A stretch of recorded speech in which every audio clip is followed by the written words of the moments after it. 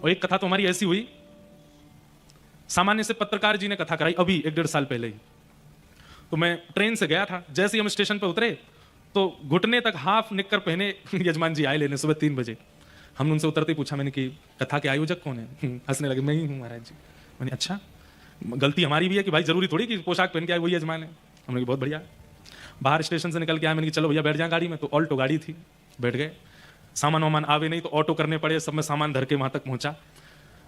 तो हमने उनसे रास्ते में पूछा, मैंने कि कथा बता बढ़िया से हो जाएगी?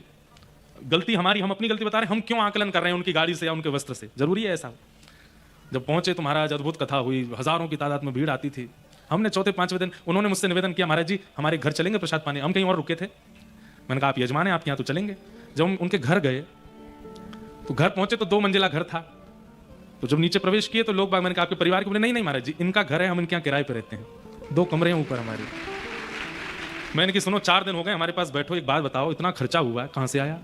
तो रो गए। महाराज जी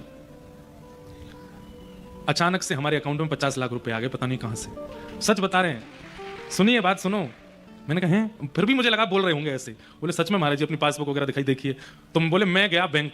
मैंने कहा भैया ये इतने पैसा कहां से आए? तो उन्होंने कहा ये किसी ट्रस्ट के द्वारा ट्रांसफर हुए। तो बोले मैंने उस ट्रस्ट का नाम ही नहीं सुना। बोले भैया ये हमारे नहीं है, आप ये ट्रस्ट वाले कहीं और डाल रहे होंगे, हमारे में आ गए हैं। तो बैंक वालों ने कहा देखो, मैनेजर साहब बेचारे भले आदमी थे, उन्होंने कहा हम एक काम करते हैं, ट्रस्ट को मैसेज करवा देते हैं, फोन करवा देते हैं कि आपके ऐसे पैसे यहाँ आए हैं, आप चाहो तो वापस विड्रॉ कर लो। 7 दिन का समय देते हैं, अगर विड्रॉ हो जाएंगे तो ठीक है, इंक्वायरी आएगी तो बता देंगे। बोले महाराज जी मैंने सोचा अगर 7 दिन में वापस नहीं गए तो? बोले घर के बच्चे बोले पिताजी घर बना लेंगे, गाड़ी खरीद लेंगे, ये करेंगे। बोले मेरे मन में रात्रि में स्वप्न जैसा ऐसा आभास हुआ कि किशोरी जी ने बिना परिश्रम के ये धन दिया है, हमारी मेहनत का तो है नहीं, क्यों ना इससे कृपा करके अपने परिवार के लिए और पूरे नगरवासियों के लिए हम कथा कराएंगे और 1 रुपया भी अपने लिए प्रयोग में नहीं लेंगे। आप विश्वास मानेंगे, अंतिम दिन वो मेरे पास आए और मुझसे आके बोले महाराज जी इतने लाख रुपए अभी बच गए हैं। मैंने कहा अरे तो आप किराए के मकान में रहते हो, हम आज्ञा दे रहे हैं एक छोटा घर बनवा लो। नहीं महाराज जी ये प्रयोग मैं अपने लिए नहीं कर सकता। मैंने कहा एक बड़ी गाड़ी ले लो। नहीं कर सकता। तो क्या किए, हर महीने गिरिराज जी में एक भंडारा बुक कर दिया। हर महीने आते हैं, हजारों लोगों को भंडारा कराते हैं, उस धन को वहां व्यय कर रहे हैं।